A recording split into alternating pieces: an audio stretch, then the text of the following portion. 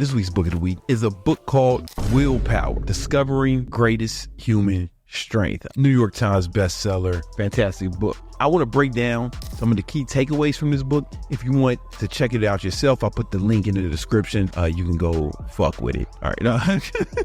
Here's why this book is important. This book is about how to build more willpower. Synonym for willpower is discipline, right? And building discipline is super important if you want to accomplish anything in life. Everything is going to take discipline for you to accomplish, right? And the book outlines 3 components to willpower or discipline that are critical. And mind you, this book was written by psychologists, psychiatrists, people, experts in the field. One of the first things he's talking about is something called ego depletion. He didn't mean ego like Kanye West ego. The way he uses ego is it's some scientific shit. If I was him, I'd have picked a different name because it's confusing. But he talked about how willpower is more of a finite resource. What happens is, according to the book and according to studies, is the more you use willpower, the less of it you have. So you almost like you want to think of willpower like you got a bucket of willpower each day. And the more of this shit you use, the less of it you'll have. For example, there's some studies that actually corroborate this. At controlling impulses or behavior leaves the person depleted and less able to engage in subsequent rounds of regulation. I'm not going to read this shit to you. You can read it at your own time. Fucking nerds. Or you can just listen to me. This is meta-analysis of multiple different studies, right? A takeaway is don't waste your willpower on bullshit.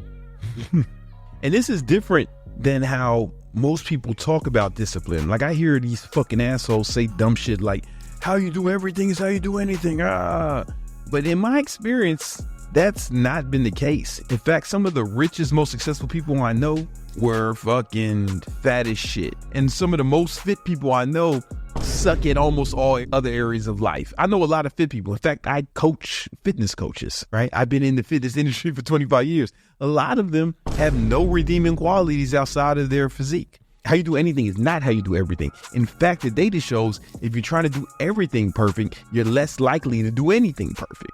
For example, I'm super rich, successful, great shape, and handsome. However, I'm bad at a lot of things. I'm super messy, right? You see my handwriting, right? If how you did anything is how you do everything, I'd be homeless, right?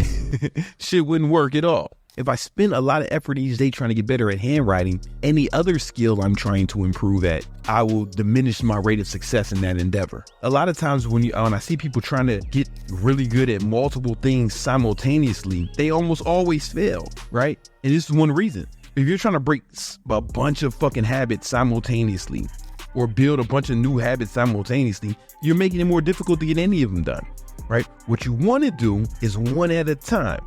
You get one fucking habit done, boom. And then you work on the next one once it's a habit, once you're trying to get good at something.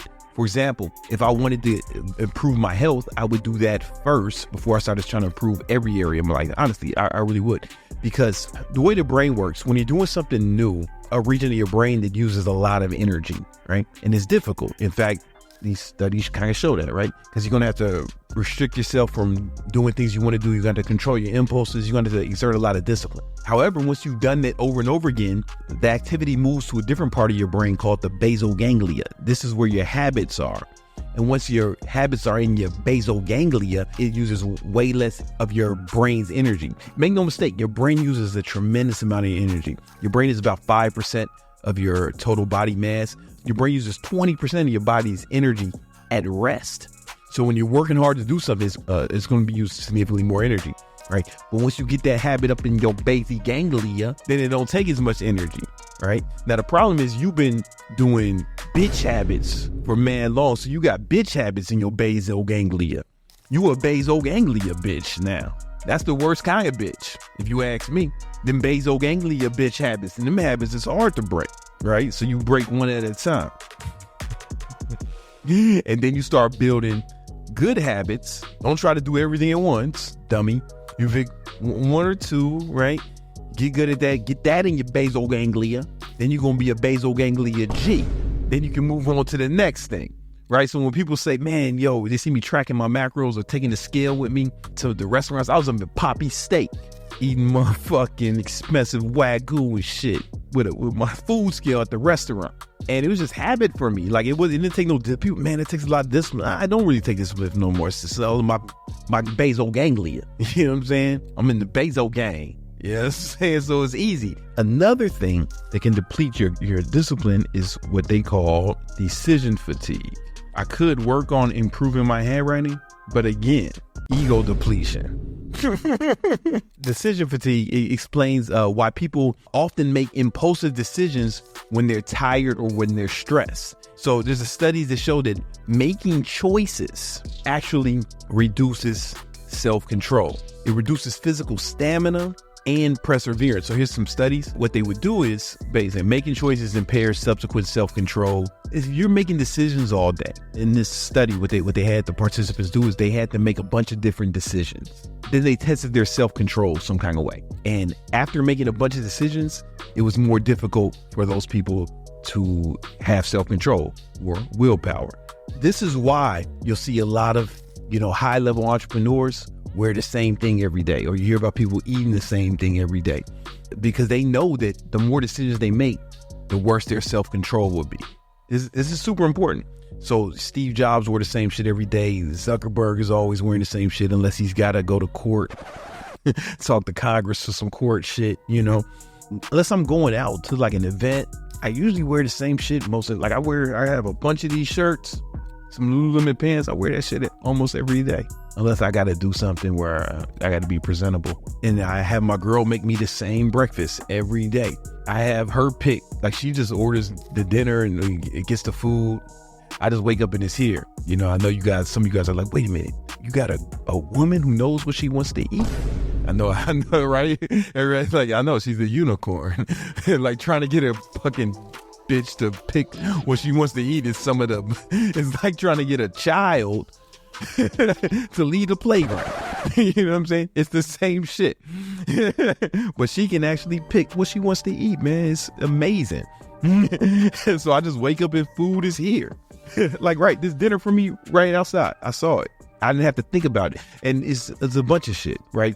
Sometimes Nima, when he's editing videos, we'll talk about we want to get something done, and he'll start giving me options about how to, whoa, Nima, I don't want to know how you did it.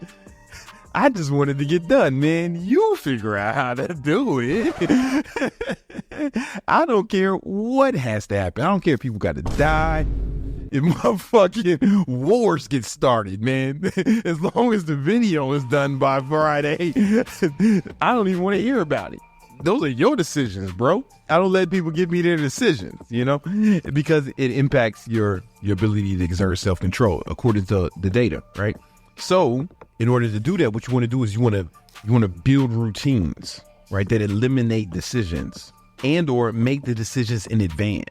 So for example, I plan out every hour every day, but I don't do that as I'm doing it, right? My schedule is mostly planned out weeks in advance. So then I just have to do what's next. What I see on the calendar, I'm just following orders, following the game plan. I don't have to make decisions about what to do or how it should be done. The game plan has already been set in advance, right? And because I don't use any of my willpower on making the decision of what to do, I can use all my mental strength and I'll have more willpower to actually do the thing, to execute the plan if the plan was made in advance. And then the third part you mentioned is glucose regulation, which is weird, right? Glucose regulation. What does that mean? Basically, in the book, they talked about the importance of glucose in maintaining willpower, right? So he said that our brains need glucose to function properly. And when levels are low, self-control can suffer. And you see this, right? If you see somebody get hangry, what that really means is motherfuckers, they got less glucose. So when they might have not fucking spazzed at your bitch ass for talking crazy, now they hangry, so they're gonna fucking talk crazy. Or they would have been cool about something, they have less control. That's why they start to spaz. That's why, when I first started dating my girl, I used to keep little girlfriend snacks on me, like little Snickers. If I see her getting angry, like, hey, babe, why don't you eat one of these? You know what I'm saying? And I do the same shit for my son, man. I, walking around, I got mad snacks. And here's a study I'm about to show, but it shows that self-control failures are more likely when glucose is low or cannot be normalized in the brain, right? Here's the study. Read this shit on your own time, you fucking nerd, or you can just trust me. You motherfuckers don't read, so just take my word for it. I just gotta show you shit. I could have showed you motherfuckers anything. Because you ain't gonna fact check this shit, but if you do, you're gonna realize I'm right. Anyway, now here's the thing. Too much glucose is a problem too. When blood glucose levels go above 110, your pancreas will secrete a hormone called insulin. And insulin's job is to flush out glucose from your body so you don't die. Right? People who have type 1 diabetes, they don't produce their own insulin, so they have to inject it so they stay alive, right? Insulin will just flush all your glucose out, right? So now, even after a glucose spike, because the insulin spike happens after it, you might fuck around and have less glucose after it. And this is why some people get the itis, food coma, and its glucose levels went too high and it causes an insulin spike, right? So you really want to regulate glucose, right? I read a book recently called The Glucose Revolution. It talks about this a lot. Now, I do the ketogenic diet. And I'm not saying you got to go keto. You could just monitor your glucose levels, right? So I'll put that, regulate glucose levels. They can't go too high and they can't get too low. Because if they go too high, they'll end up being too low because of insulin, right? So one thing you can do to regulate glucose levels is to bring, little snacks, man. Have little snacks on you. I don't go nowhere without some keto snacks on me or a protein shake. And I keep girlfriend snacks for my girl, baby snacks for my son and shit. And you got to do it for yourself too. You need to have fuel, consistent fuel. But you also don't want the spikes to go too high. And some things you can do for that is, one is eating salad before you eat a big meal, right? That's one thing you could do. There's something about that regulate glucose levels. Consuming cinnamon before a big meal. So I have cinnamon pills here, so that's for cinnamon. Or taking a walk right after a meal, like a 20-minute walk, that it dramatically improves glucose levels. Now, you may be thinking, Brandon, you're on a ketogenic diet. You don't get no glucose. Well, I get some, but you're right. I once wore a glucose monitor for a month, a continuous glucose monitor on my arm to manage my glucose levels, to get more data, right? And then the app that was connected to it, every day it thought I was fasting because my glucose levels were so low. Even though my glucose levels were super low, I still had a lot of discipline. I still had a lot of energy. And the reason is because in the absence of glucose, your body's going to start converting fat into something called ketones. And that'll be the new fuel that your body will run off. As a result, you're typically able to deal with fasting or not having food a little better because of the regulation. A lot of people say that they have way more energy and they think way clearer because their glucose levels are more stable. In fact, the app thought I was fasting every day. If you want to know more about that experiment I did with the continuous glucose monitor and how it impacted my performance, helped me make more money because I had more energy and more willpower, I'm going to link to that video somewhere around here. Also, make sure you check out that book, Willpower. I found it super fascinating and the link is in the description. You can click that right now.